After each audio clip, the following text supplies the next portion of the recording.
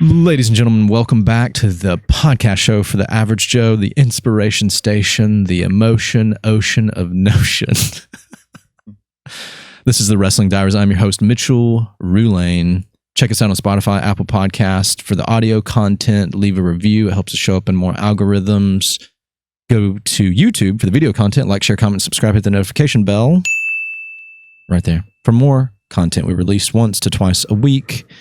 And today, ladies and gentlemen, I have... Man, I think I've already forgotten your last name already. What is your last name again? Caponetto. Caponetto. All right. Ladies and gentlemen, without further ado, Robbie the Eagle Eye Caponetto! And they go crazy. The crowd goes wild. What is up, Robbie? Thank you for coming on the Wrestling Diaries today. So happy to be here. Glad to meet you as well. Ready to roll. So you were are a friend of Mr. J.D. Conley. Am I saying that right? I can't ever get people's last names right. Yeah. Yeah, but you're a good friend of his. He was on the show a couple weeks ago. He's the wine guy, the wine professional. And tell us about how you're friends with Mr. J.D. How did you all meet? Well, I think it was about 17 years ago. I made it back from LA back to Birmingham. And I got a call from another friend, and they said, "Hey, we'd like you to be in this book club." I was like, "Sounds great to me." Mm-hmm. And it's all guys. I was like, "Okay, all sounds good." And we started talking about it, and basically the book before the book I began with, they had all flown down to Jamaica and read an Ian Fleming book and rented the GoldenEye house. Yeah, he talked about that on the podcast. I was fangirling out because I love James Bond. And I was like, I cannot believe I get to be in this.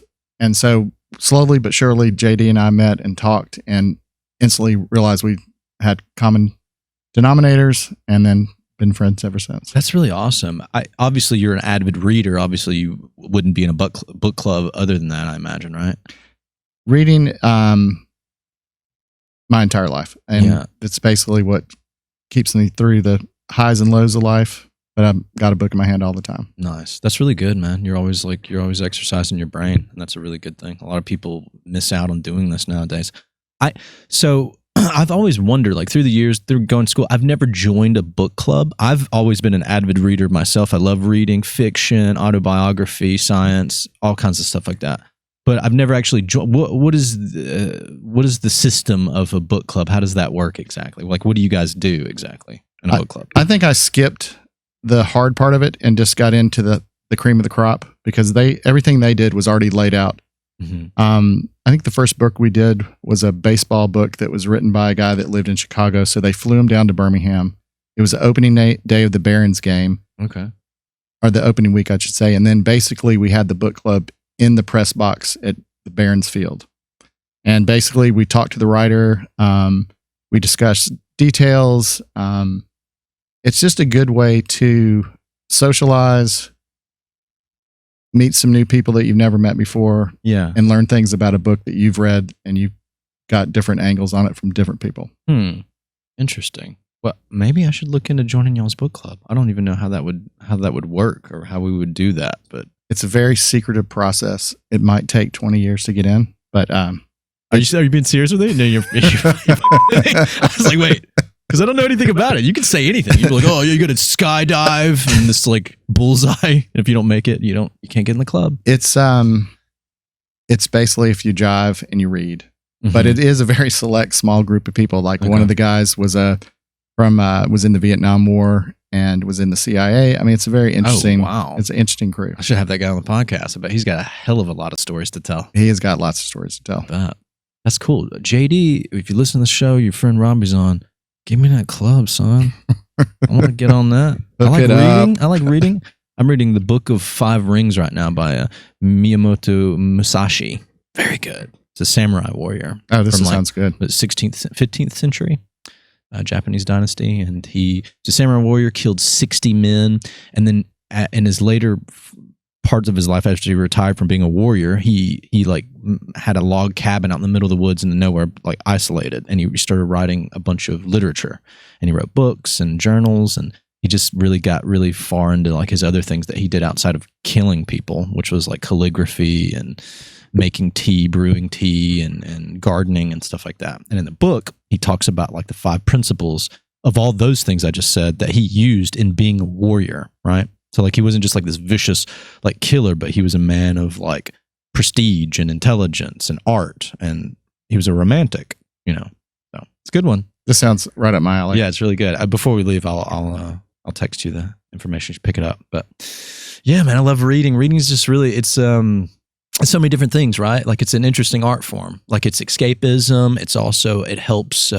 It makes you better articulated when you're reading more. You speak better. You speak more profoundly. You use better words. At least that's what I take from it. It also makes you more creative, I think, especially when you're reading a lot of fiction. Fictional stuff really always gets the gears turning in my head about like creating something, making something. For me, it like the last book I just put down was 1992 Neil Stephenson's Snow Crash. So I've read a lot of science fiction, nonfiction, or is this science fiction? Oh, this is science fiction. Okay, and, very visionary, very basically laying the foundation for a possible future. He's known for terming in this book the metaverse. Okay, wow. When was this written? 1992. Ooh, interesting. Foreshadowing for the future, right? Utterly. And so if you think about it, all the companies now are pouring billions of money into the possible metaverse that's coming. Yeah, absolutely. I think Microsoft just bought Blizzard and Activision for $68 billion last week. Crap, I didn't even know about that. Apple's got a lot of sticks in the fire. And so he basically laid it out back in the day. Same with William Gibson. And if you haven't read it, it's a really, really fun read. But at the same time, you could see things that are happening now that he forecasted all those years ago. That's pretty crazy. That's yeah. When I think of foreshadowing, I think of George Orwell, right? All those books, Animal Farm, 1984. Well, we want to get more dark and dank about it. I can go any which way. I love Orwell's. He was a prolific writer, and I love stuff like that. Yeah. What about how you feel about Tolkien and Lewis, C.S. Lewis? You ever get into that? I have. Tolkien, big fan. All right, let's have to back it way up. I played D&D since the first day, probably. No, get out of 75. Here. You still playing it? That's another whole story. Okay. So I've got 2 girls. They're 7 and 10. And basically this Christmas, I bought a game that was from the 89, but it's called Hero Quest. Yeah. And it's basically like a board game, but it's Dungeons and Dragons. And I was like, this is a big buy, but maybe they'll get into it. Or I'll just be a 55-year-old man playing it by myself with an app. So I was like, all right, either way, whatever. Yeah. So Hasbro put it together.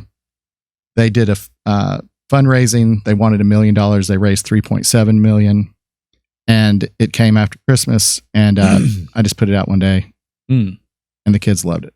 Okay. And my little 7-year-old today said, "I think Hero Quest is my favorite board game. Period."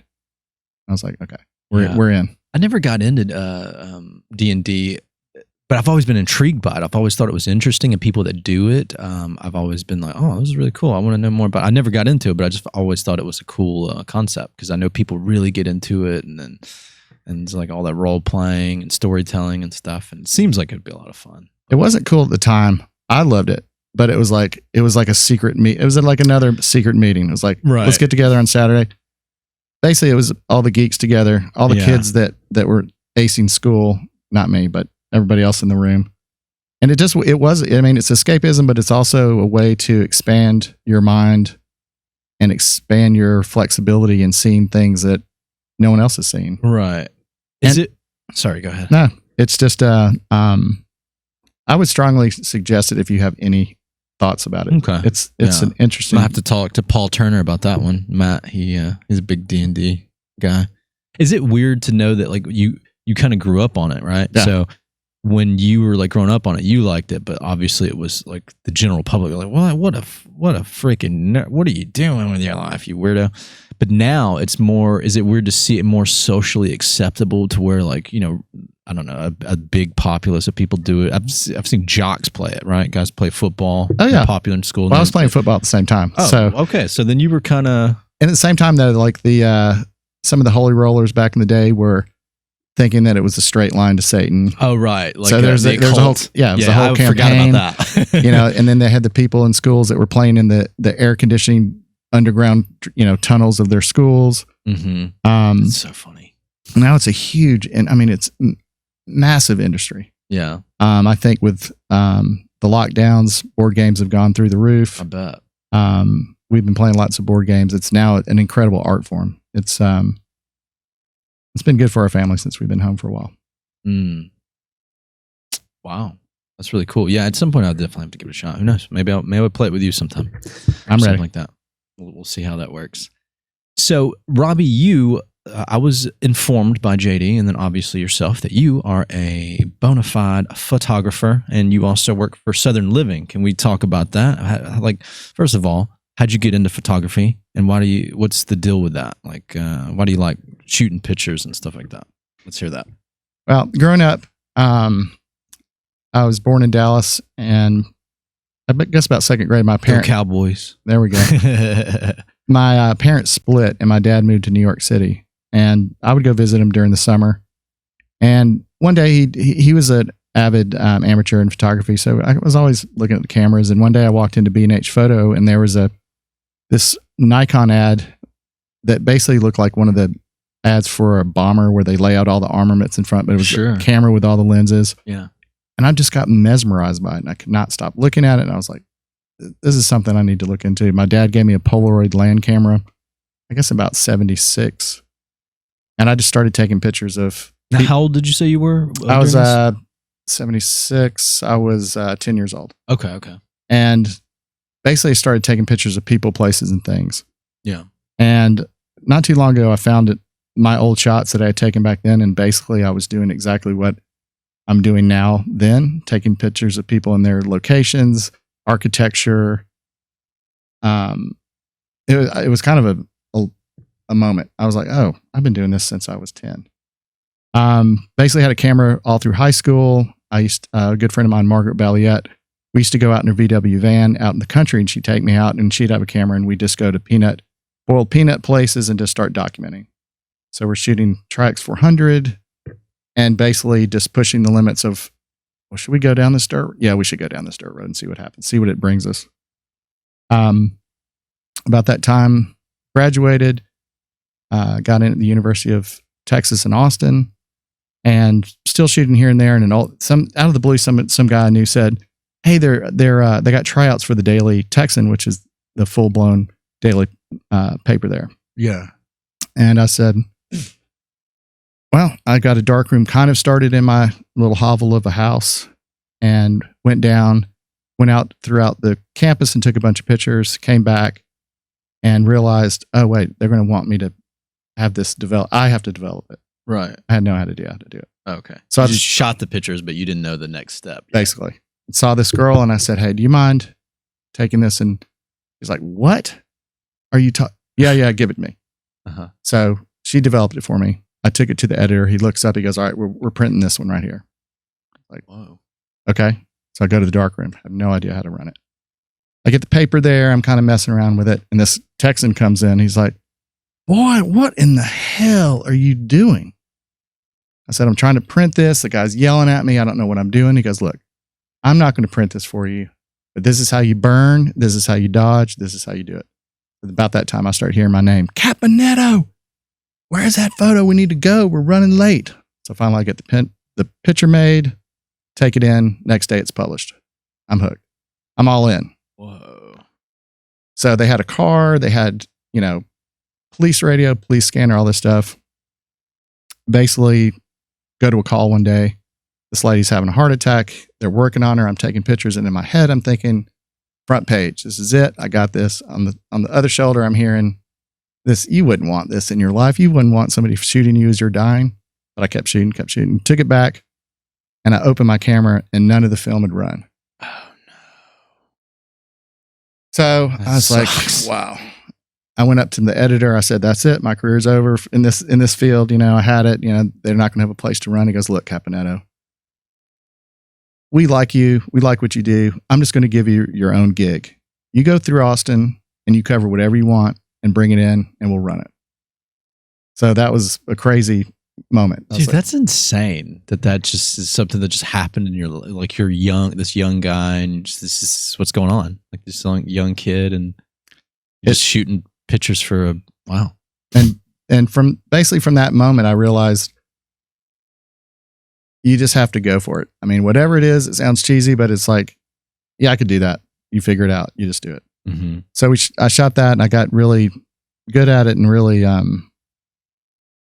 really enjoyed having the freedom to shoot what I wanted throughout Austin. Sure. So about that time, I think I went to Europe for a while after graduating and came back, and I was like, I'm going to go out west to go live with my friend in Oregon.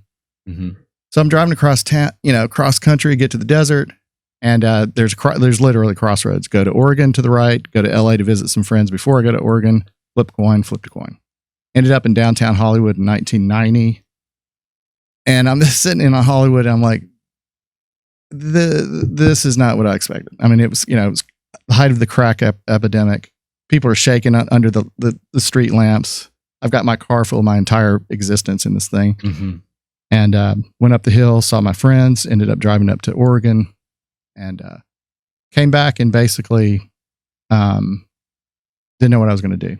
So I was in LA for a year, kind of drifting around, still taking pictures here and there, kind of dabbling. Went to San Francisco for the next year. From there was the riots, the Rodney King riots. There was an outbreak in San Francisco.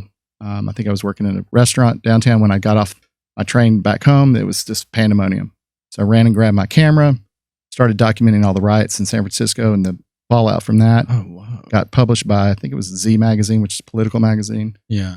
And then ended up back in LA. Whoa. And from there, basically started doing yoga of all things. Met a dear friend. Her name's Dorrit Tees, and she was a makeup artist, and her roommate was the first assistant to a great commercial photographer, Jeremy Samuelson. And through that, I met Jeremy, and I walked into the studio, and he's like, so, how much do you know about the studio? And I said, absolutely nothing. And he's like, all right. Asked me a couple more questions. We hung out. I was like, this is kind of what I'd like to do. And he goes, all right, I'm going to take you under my wing. And from that day, I basically got rode like a horse from the first assistant and him to learn the ins and outs of a studio, and got to travel with him, got to see, he did architecture, people, places, and things, and products too. So I learned studio work there. Yeah. And about the same time, I was working on a film project that my friends were working on. It was for the Coppolas, and I was doing it. Like Francis Ford Coppola? Yeah. Oh. It was a wild ride out there. That's crazy. Every day, I'm like fangirling out right now. Anyways, go on, please. Yeah, it was a very unique time.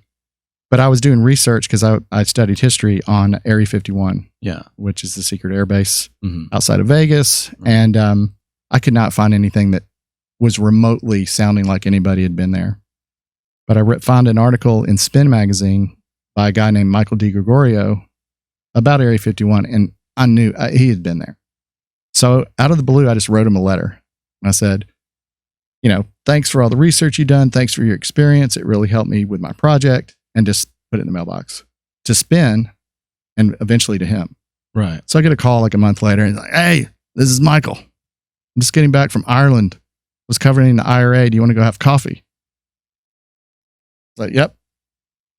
And I always, if somebody invites me somewhere, I go. It doesn't matter. If someone invites you, you need to go to that moment. Yeah, but somebody might argue, what if that person's inviting you to like their cult meeting and you're the sacrifice? Right? Now you're there and they're like tied you up and they're about to like bleed you all over this altar. They're like, oh, dang. I wish I would have listened to Robbie now. True. I hear you. I love to play devil's advocate. Anyways, continue. Please do. That's why I carry. No. Oh, well, right. It was a cowboy up sometime. Well, I guess, it gets to that point though. At that point in my life, and I always just went for it. I mean, it was part of my my way to be. Yeah, I had a friend who, I'm saying all this, but I understand it. for me, I'm pretty much there. I guess it also depends on the energy that I get from the person. If I feel like there's a trustingness to it or there's legitimacy behind it, then yeah, I basically won't turn down about any meeting or anything like that. But yeah, I get it. I had a friend that was a vagabond, and she hitchhiked with random strangers around the United States of America. So sometimes it's just, it's your adventure, and there's risk in it. Sure, there's risk in everything you do. Walking outside, you get just randomly hit by a meteor and die. So, we're not going to be here that long. Yeah. And it is all about the vibe. Yeah. I mean, talking to this guy, I was like, this guy has been to Area 51. He was just covering the IRA. I need to meet this person. So we go hang out. Yeah. His name is DiGregorio. Mine's Caponetto. We're Goombas. But he never saw any of my work. And he's like, hey, I'm an editor at Bike Magazine. Let's go roll. Let's go to Arizona and do a story. Whoa. So from there, I started working with him and we traveled the globe. We worked for SWAT Magazine, covering international SWAT teams around the world. I got to go to India for Bike Magazine. Got to go to Burning Man early on. And we worked together for about 7 years. Dude, that is fantastically amazing. Like I'm trying to sit here and wrap my mind around all this. It seems like your life also has been like it's been in the fast lane. Like so many things have happened to you in this way it's so quick, and it's all like, how do you? I don't know how I would like. I feel like might start coming apart a little bit because so much stuff is happening all at once. It seems like it was just literally part of the experience. It was. It seemed from about the time I published that picture at the University of Texas, it was just an onslaught of every day was a different day in LA. Every moment was a different day, but it was always an adventure. And at the time, I think I was so enwrapped in it, I didn't think about how crazy it was. Right, like how overwhelming that could be. I was just doing it. You seem like a natural adventurer, though, right? So, like, I feel like that was right up your alley. Anyways, you had like a knack for it already, kind of built inside of you. Well, we were just talking about Fear and Loathing in Las Vegas. I spent a lot of time following the Grateful Dead back in the day, so I was ready for the road trip at all times. I was ready to meet somebody new every day. I'd picked up a hitchhiker in Birmingham and got stabbed back in the day. Oh my gosh! So it was. That was one trip. That was one trip I shouldn't have gone on. So I've got to ask about that real quick. Yeah. So just real quick, you can summarize if you want. But you picked up. What went down with the situation? It was a late night. It was the south side of Birmingham. It was a night of Long Island iced teas. And a guy came up and said, "I need a ride." Yeah, and I was like, "Sure." At that time, we're trying to. How long ago was this? I'm bad with time. It was a long while ago. Okay. It was, maybe a decade or more. Oh, yeah. Okay. 30 years ago. Anyways, continue. Yeah. And he was in the car with us for a while, took us to Morris Avenue. He was high, so he kept freaking out. We got to an ATM machine. My friend was in the back seat with him. Did he have like a destination? Was he like, oh, hey, can you take me to da-da-da? Like, yeah, it was take me to here. He got out and then got in the car with a knife. Oh, God. So then we were on Morris Avenue, and there's an ATM machine, and my friend gets out, and he gets up in the front seat with me, and I felt this cold wind of death coming into the car. So I was like, this is not good. I got to get out of here. Yeah. So I built up all this energy to get out, and I go, and my seatbelt holds me in. I forgot to unclick the seatbelt. Right. Like, all right, I got to do it again. So I build it back up, get ready to go, and then he comes across and tries to stab me in the heart. But at the time, I was taking karate with Maso Yama on the curve in Homewood. And thank you, Maso Yama. And he tried 3 times, and I basically reacted and caught his wrist 3 times. Yeah. Then he held my left hand up and stabbed me across the forearm. And then I got out, and we ran up the street, and then I passed out. Oh, my goodness, man. Holy crap. That's so traumatic. It was a long, sad. Did he steal your car? No. See, I should have given him the car. Yeah, I got stabbed because I wanted to keep the car because it was my first car. It was my first baby. So that's why he was mugging you. He was like, "Hey, basically, I got this knife. Give me the car. Get out." Basically, because we had $2 we'd already spent it that night. And then that summer, I hung out in my mom's basement, and basically, toward the end of the summer, I go to a concert at Oak Mountain, and I had this sad little cast and this little pillow because they had cut the tendons. Oh, Jesus! I go into this liquor store, and this guy's. He's got a wife beater. He's got a gold chain. He's smoking a cigarette. And I get up to him, and finally he's like, "What have we here?" I'm like, what is happening?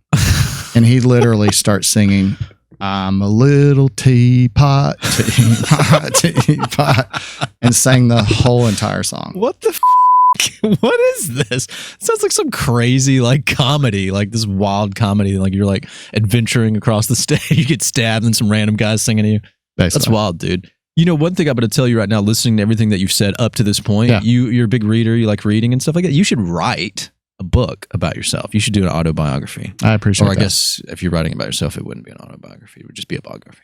But it sounds good though. Like I know what you're saying. Because you've got a lot of story to tell. All the things you've done, and I'm sure there's a lot more stories than just that are pretty dramatic and crazy. That was just 3 months of my life. It's like percolating in the back of my mind. So I appreciate you saying that because it's, in my mind, it seems like a normal life. But then when I'm hearing myself, because this is the first time I've done a podcast and I appreciate it, people don't live this way all the time. Yeah, they don't, man.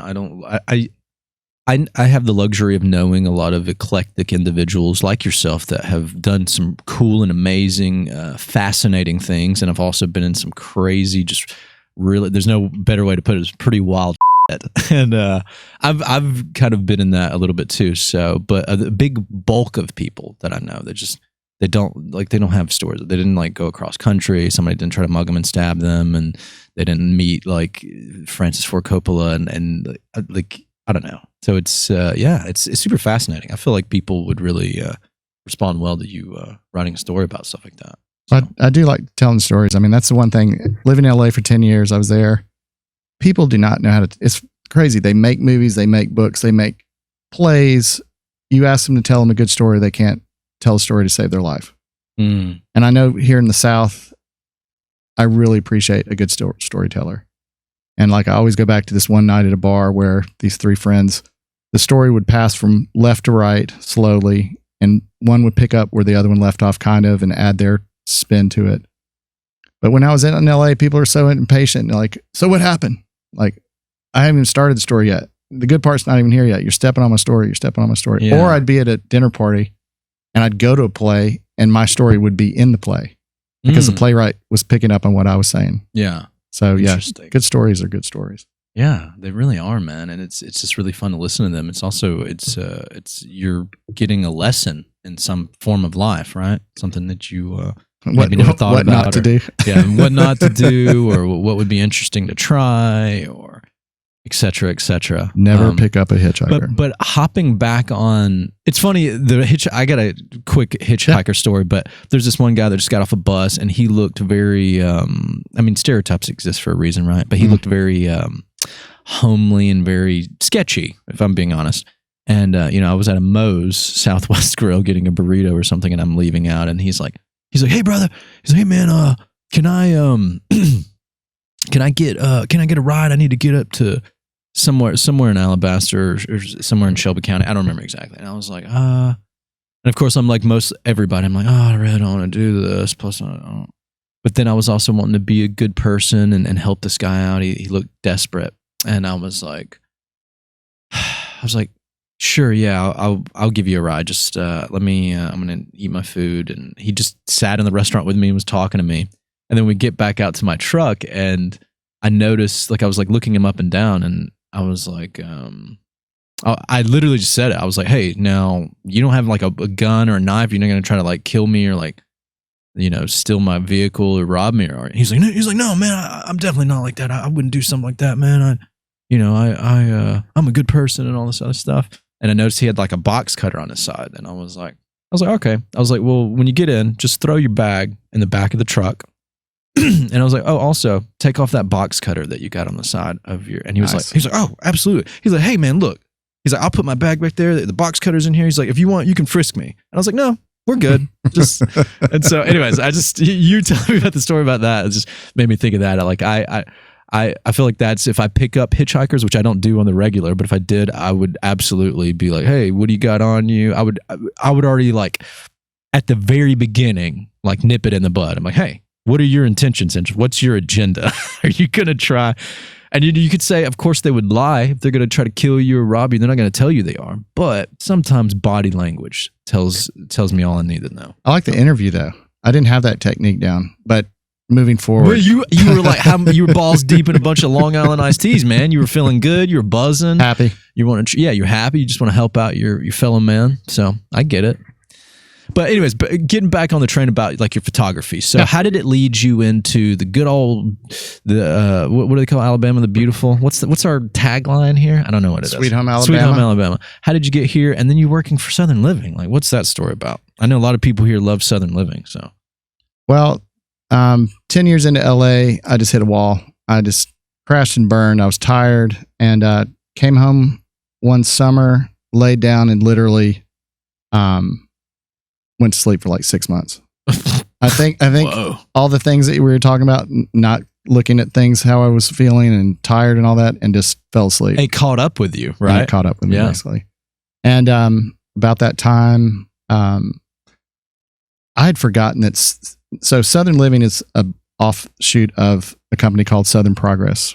Oh, I didn't know. And it was from a magazine called Progressive Farmer, which was a 100-year-old publication. Yeah, I've heard and of that. Southern Living was a kind of a add-in to Progressive Farmer, and that was about 54 years ago. And from that branch, Southern Living. But I'd forgotten that Southern Progress was even literally right down the street from me. It's right down the street from Brookwood Mall. It's in that beautiful setting in the Never knew it woods. existed till now. It's basically next to Stanford University, Sanford. Right. And I started to took my book there back in the day. You used to have to take your portfolio. I just happened to meet some right people, and they got me on the track to start shooting for some of the publications there that were, one of them was for Lowe's and whatnot. And about that time, the photographer I trained with, Jeremy Samuelson, gave me a call. He said, "Hey, there's this new magazine starting up called Cottage Living.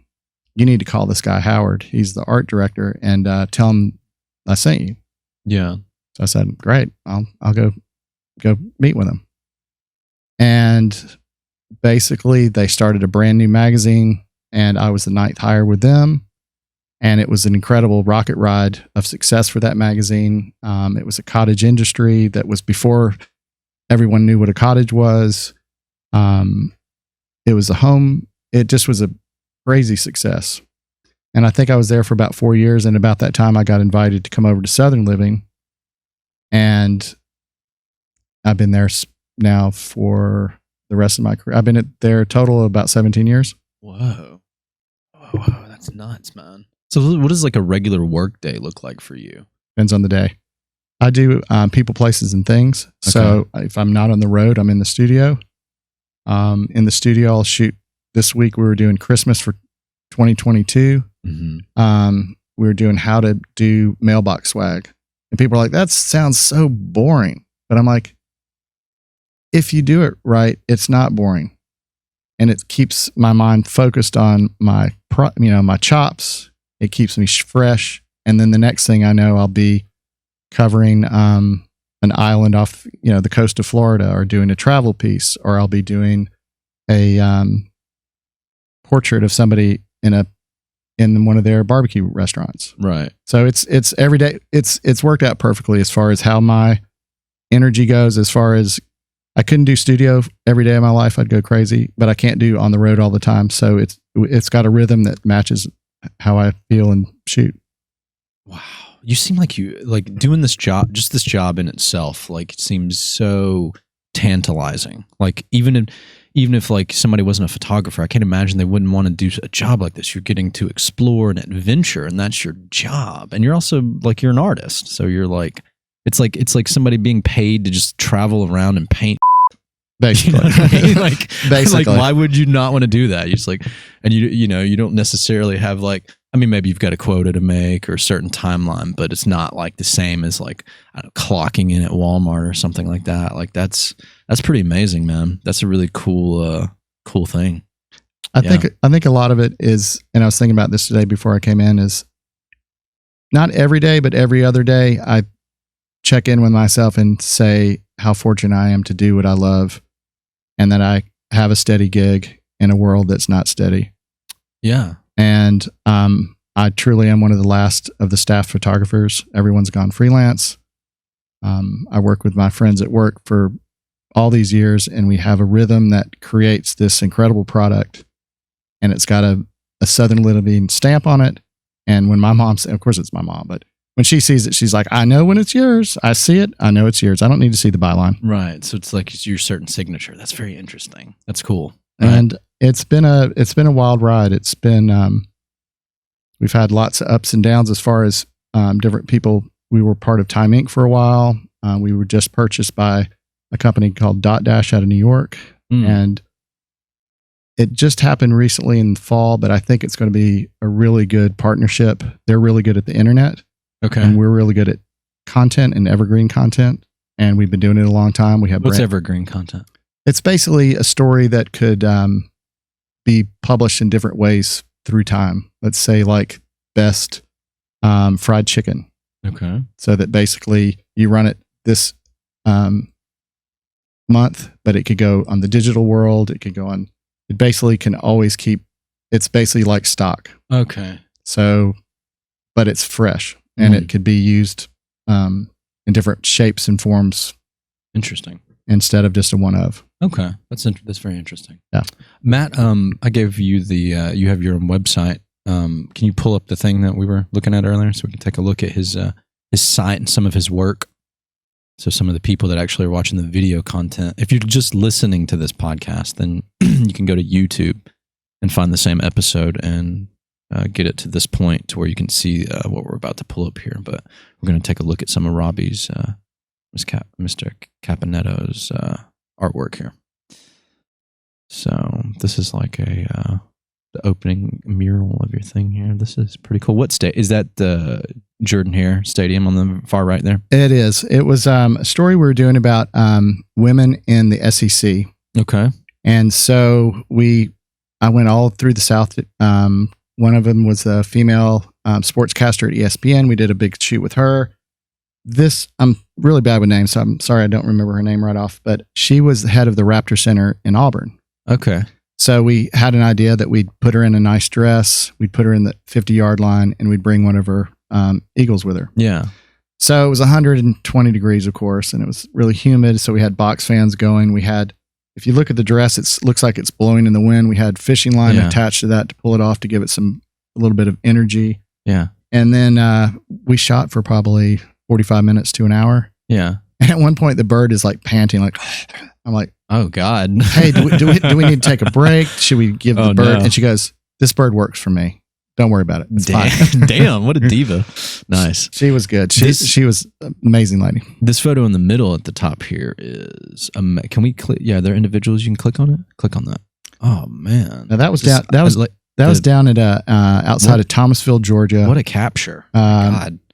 It was a pecan farmer, and this was during harvest season. So they would basically, they have these giant machines that go up and grab the tree and really shake it violently. So it's got all the dust popping up in the air and the sunlight. I mean, it was just a moment, one of those moments. For anybody listening to this photograph is like a guy's walking through a pecan farm, I guess. And then he's kind of walking through like a canopy of trees, but there's a break in the middle and there's sunbeams coming in and it's shining down on him walking down this like grass path, and he has a dog with him. So it's just very just rustic, cool, nice. Can we scroll down, Matt? Go out. That image never happens in real life. I mean, that was a 1 in a million. Like, yeah, I dream of those shots, and that day just basically fell into place. Ooh, and you do food photography too. Hell yeah. Yeah, we get to go. Food porn, man. We get to eat well. Food porn. I bet you do. Food porn all over the place. I'm for it. Well, it's scroll down some. It's nice to see the ins and outs of what it takes to make the food.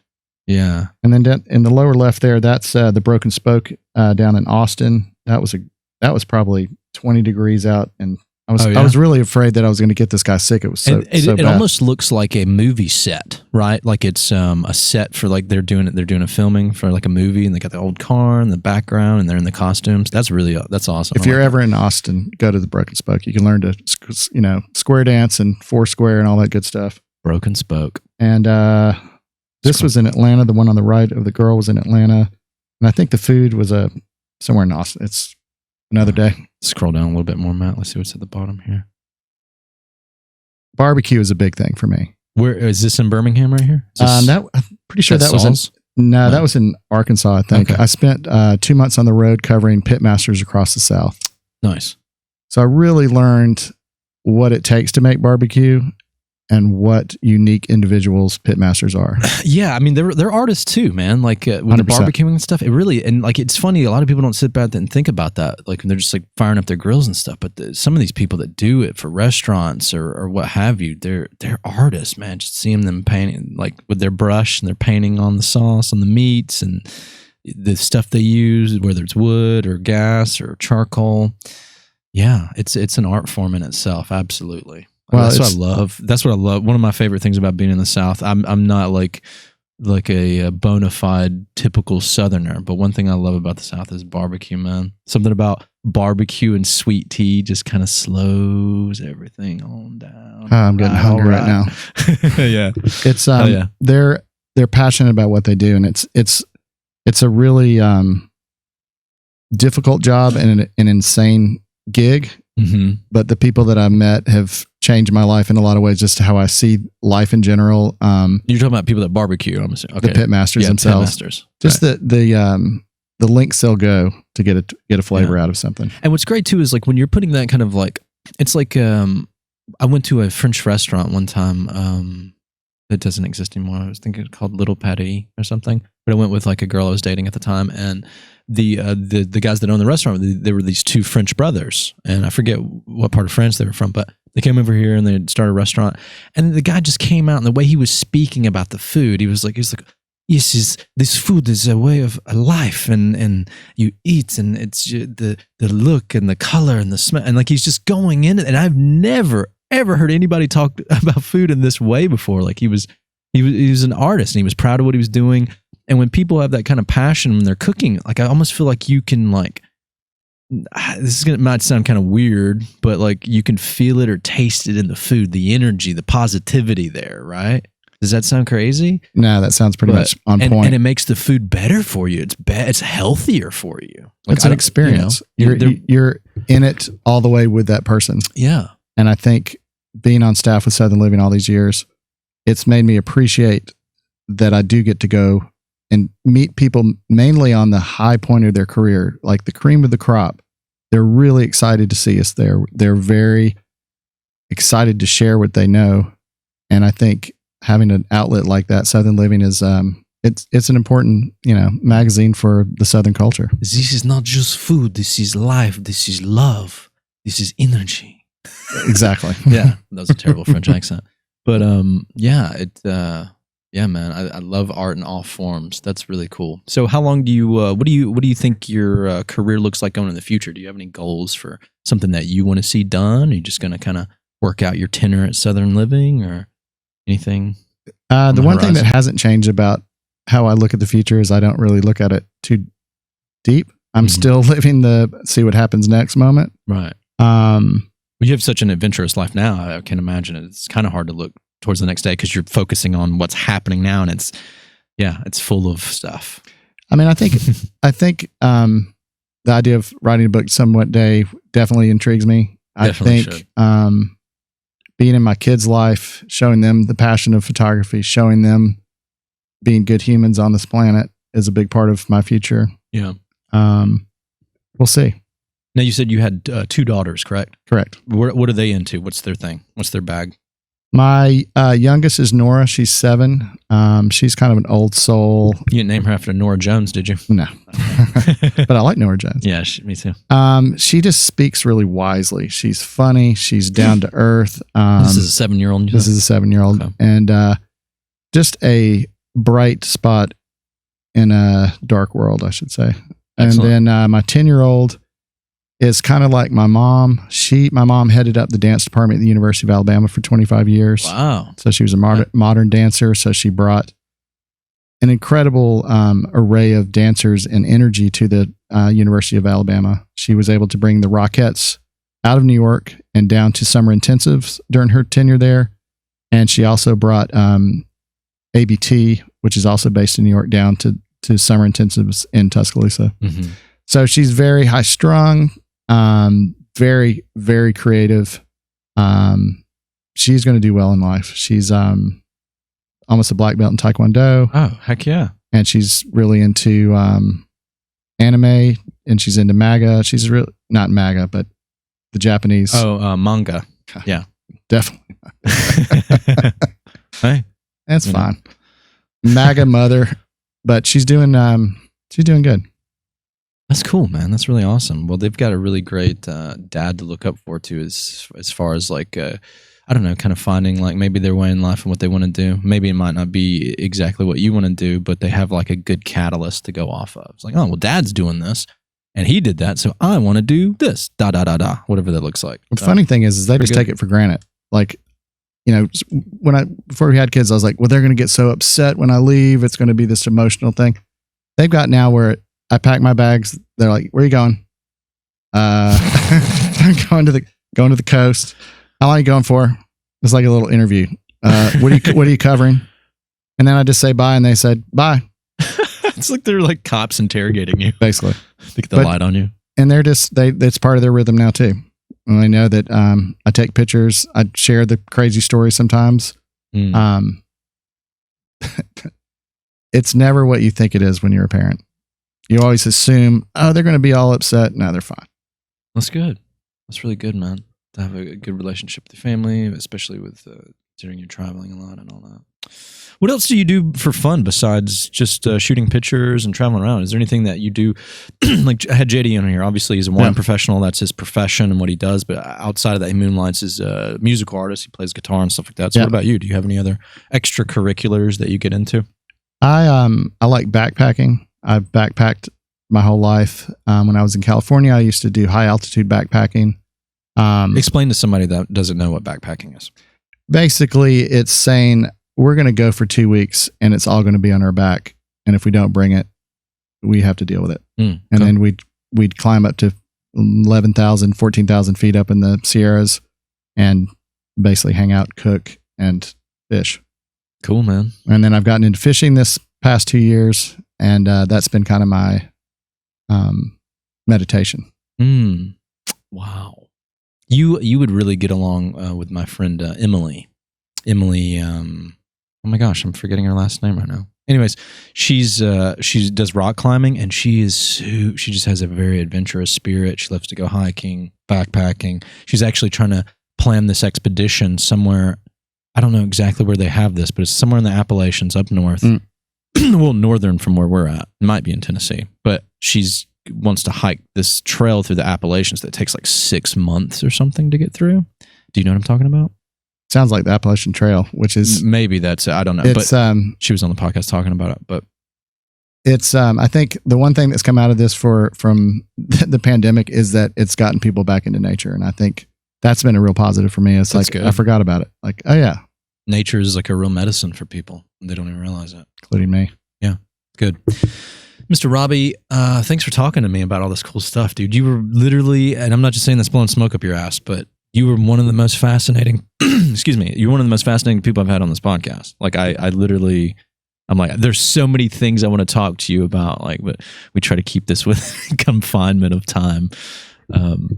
But now I'll ask you, going a little bit deeper on an emotional side of things, but what are the things that you personally, as a man, a photographer living in this world, what are you wrestling with? What are the monsters under your bed and in your closet, sir? Depends on the day, depends on the hour. I'm always wrestling. It feels like I'm Superfly Stuka at all times, or I'll switch into Andre. Depends on the day. It depends on what I need. If you've never seen The Dark Side of the Ring on Vice, it's worth going to. You probably know about it, but yeah, every day I've been thinking about it this week. This week it's been technology. I've been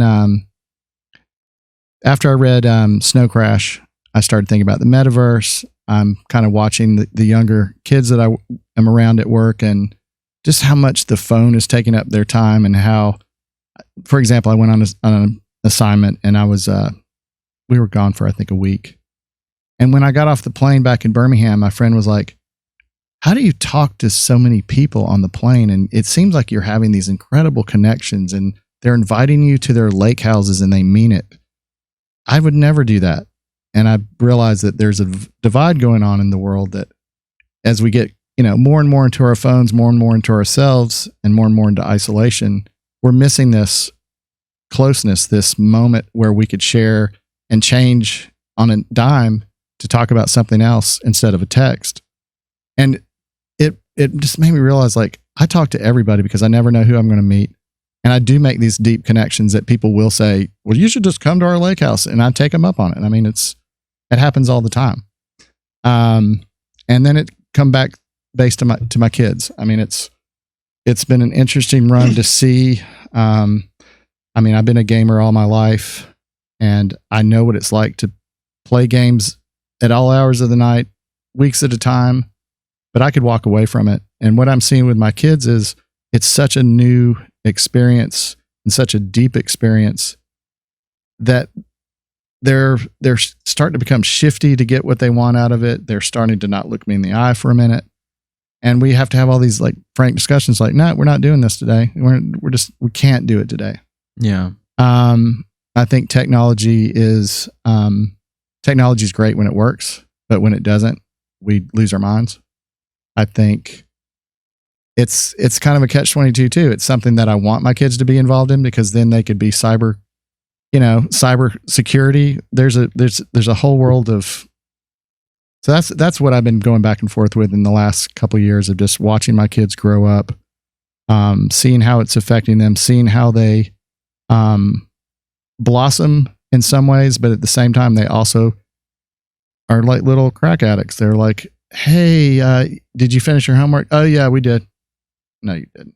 I know you didn't. You want to get back for the hit.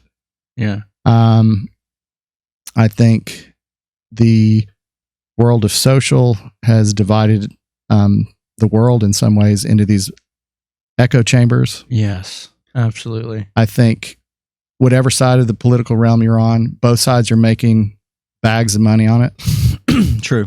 And I think I miss being able to talk to anybody about anything and not having some like, oh, are we about to get in a fight about it? There's no more room for nuance and civil discourse anymore, which is so sad because like I have friends that believe different things than I do, that do things that are different than what I do. But I talk to them about it. I don't like hate them for it because they voted for this person or because they don't go to church or because they do go to church or whatever it is. Yep. You have like, and I think that's what makes us beautiful as a species of a living creature is like that we can like disagree on things but still come together in some common ground. Like somebody was telling me once that like what you should work on with people is finding common ground first and creating like the nucleus of a relationship. Yep. And then everything that you disagree with is the stuff that's outside of that. But like is the core foundation is what brings you together. And that's like a really important thing. And people are really losing touch with that. And it ties in exactly what you were just saying about like, you know, there is this metaverse and it is becoming a way of life that we definitely cannot ignore. But instead of it being just this really useful tool to be used, which is how I look at it, it's becoming like sustenance for living. And it can't be that because it's artificial. It's not real. And yeah, it is creating a divide, and it makes me sad. If I can tell you a little, it's not a secret, but I'd say it just to be funny.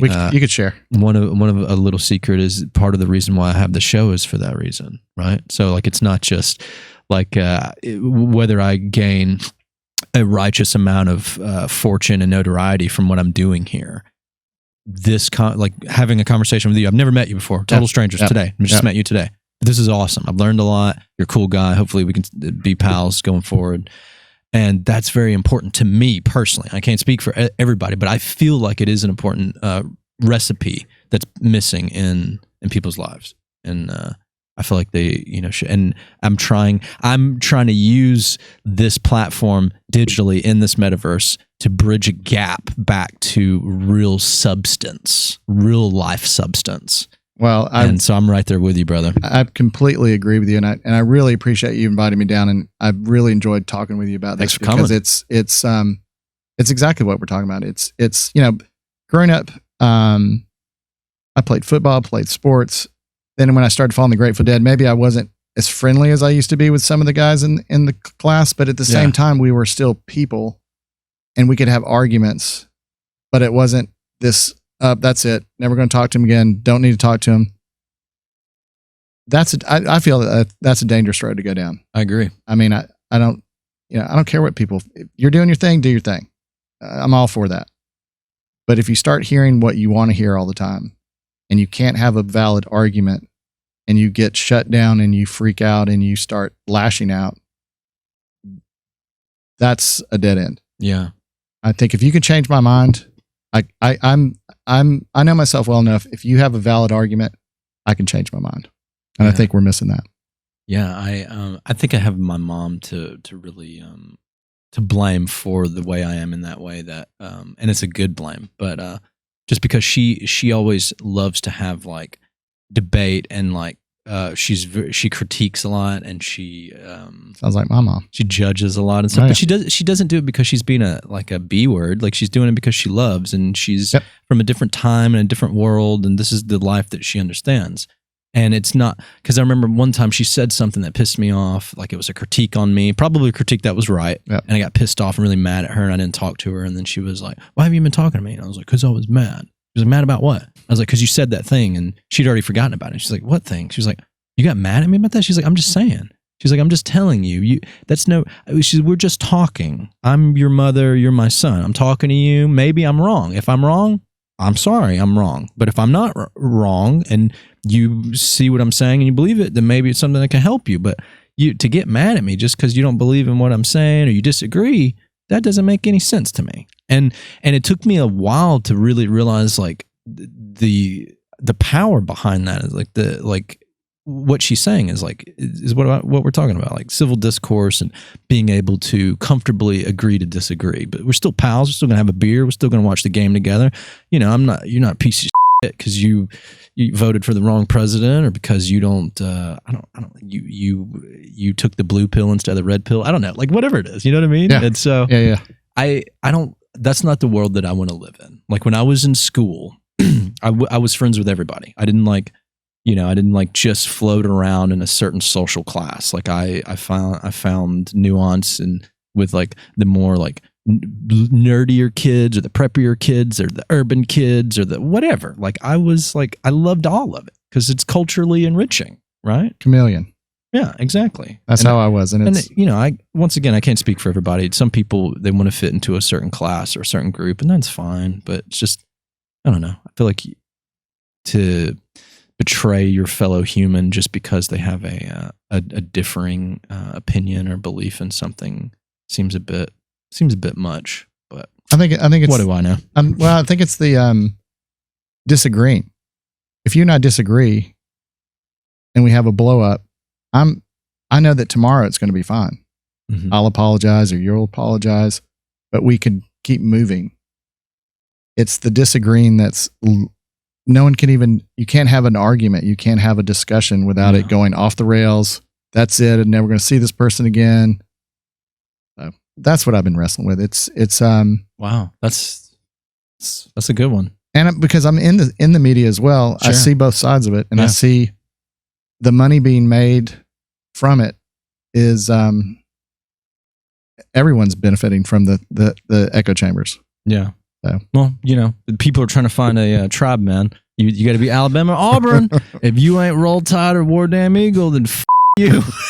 That's true. That's how we grew up. That's how the way the world works. House divided. That's how I compare it to. I was like, the way people live now in this very overly politicized world that we're living in, this country, like it's like an Alabama Auburn deal, right? Like if you ain't Alabama, then you're just a piece of garbage, and if you ain't Auburn, then you're trash. And I'm like, what? Why can't you kind of have like your competition, but also still be pals? I saw one time these little kids being interviewed at an Iron Bowl, and one of the kids had an Auburn hat on, the other one had an Alabama jersey on. And they're like, oh, well, the rivalry is really thick-blooded, and there's been people who have fought and died for the rivalry and hatred. But I see, like, you're sitting next to this guy, it's like, oh, yeah, he's my best friend. And they're like, oh, well, you guys don't like... He's like, oh, well, obviously, when we're playing Alabama-Auburn, like, we're at each other. He's like, he's my best friend. Like, I don't, like... I've grew up with him and stuff. I don't care that he likes Auburn. It doesn't matter to me. It's not going to change my friendship. And this is a little boy that was saying this. And he was like, I don't know, 8. And I was like, why can't people learn from this little kid? That little kid, he knows what time it is.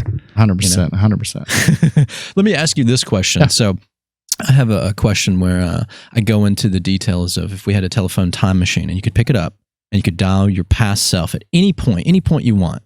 as young or as old. I mean, it could be last week, or it could be 3 decades ago, or whatever, however that looks. What Robbie would you call? Let's say it's a Robbie that you feel like could benefit from a conversation from you in the future the most. Maybe he's the Robbie that's the most down and out, or the most confused, or whatever it is. Your choice. Would you call him? What Robbie do you call, and what do you say to your past self? That's a good question. Hey, kid, this is what I got to tell you. I'd pick up the old rotary phone and dial Robbie of 1991, San Francisco, kind of lost, working in a restaurant, trying to figure out what was going on at the time, but kind of got off the path, got off the trail. I'd probably say, what's up? You know what? You're not even going to believe what's going to happen in your life. You think you're having a hard run right now. You think you're having a rocky road. You think that, everything's bleak. You're on the path. You've been on the path. Look at the little bit of things you've done in your life and how it's affected other people, and how you've taken your creative skill and made it into a career. And basically, as I was saying earlier, it is a leap of faith to be a freelance photographer, to be freelance in any way.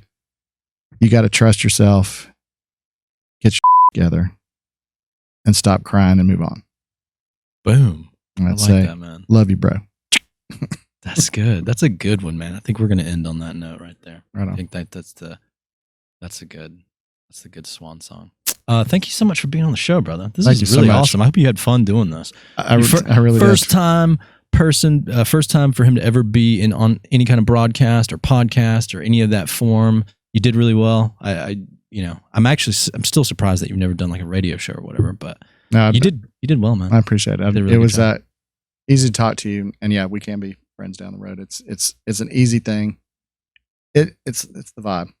Yeah, I that's good. appreciate it. Before we go though, let me get you to go ahead and plug in your professional endeavors and things you're doing, your art, your photography, whatever you'd like. Just go ahead and plug in whatever you want. All right. Well, obviously you can follow me on Instagram. You could go to my website, robbiecaponetto.com, or you can pick up a Southern Living or go to southernliving.com and kind of see the breadth of my career and what I'm doing now. And, it's been a very wild ride, and just sitting here, seeing myself talking, it's made me realize that it's been an incredible run, and I'm just really happy that I could do what I do and share the Southern experience in a visual, artistic way, and to show off the passions and love of the Southerners that I get to cover. And the South it's not as a mystery anymore to the world, but it is still a special place in my heart. And I think it's what everyone is realizing, that it is a special place and that it is a laid back place, and that we have been having a great life through it all. Even though my friends, my nickname in LA was the Hillbilly. Oh yeah. Oh, they still thought we had dirt roads, and they came to my wedding and they were blown away. That's hilarious. That's great, man. Thanks once again. Found it, bro. Boom. Appreciate it. Ladies and gentlemen, thank you for tuning in to another episode of the Wrestling Diaries. This is Robbie Caponetto, the photographer extraordinaire. Southern Living. Check him out. He does some really awesome, fantastic artwork. He's also a really cool guy. Me and JD talked about being Renaissance people, and you definitely were, without a doubt, a Renaissance man, my man.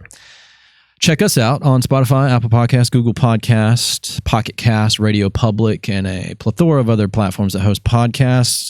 For the audios, go in there, leave us a review. We really appreciate that. Go to YouTube and like, share, comment, and subscribe, and hit the notification bell. We'll also appreciate you for that, to get your content once a week from us, the Wrestling Diaries. We talk to people in society about the things they wrestle with, and we find out, we get to know the person, and then we find out the wrestling with oneself, wrestling with your demons and your monsters and stuff. And the conversation with Robbie made me think a lot about, about how we are so disengaged as people, and we can't have, civil discourse and comfortable, peaceful debate about things. And it makes me sad, but it makes me also wonder that, like, sometimes when you're at somebody else, right, you think that they're wrong about what they do or what they believe or what path they're taking. And maybe they are wrong, in fact.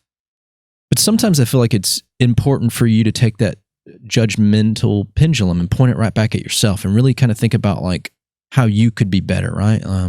Extreme ownership. Like what is it that you could do? Maybe you're the wrong person. Maybe you're wrong. Maybe what you're trying to preach to them isn't wrong per se, but maybe the way you're going about doing it's wrong. Do you ever think about that? I don't know how many people actually sit back and actually critique themselves, right? Being self-aware is a very important skill and tool to have, and it's one that really humbles you, right? And what are you doing? Don't be quick to like throw stones and all that stuff, but like try to make a reasonable decision to be better and to understand someone and to come to some kind of common ground, right? What common ground can you find? Maybe you're not going to be friends or lovers, that's fine. But what can you come together about, right? Unity is very important, That's why I have this podcast, uniting and bridging the gap for people. It's not the only reason I have it, but one of the reasons. It might sound cheesy, but put on a sandwich, have a glass of wine with it. Make sure you swirl the wine. It can be oxygenated. More oxygen to it would be good. But yeah, something to think about. Like, how do you agree or disagree with people, and is it good? Is it healthy? Is it useful? Or are you just wasting your time? Like, what does that look like? And also be more engaging, have more real substance. Put your phone down, turn it off, put it on airplane mode, go outside, stretch, go meet somebody. Do what Robbie does, be an adventurer. That's very important. I feel like it helps you grow mentally, spiritually, emotionally, what have you. But then again, once again, I'm just this average dude. I might not know what I'm talking about, but if somebody can find some usefulness from it, please do. What do you wrestle with, and how can you beat it? One love.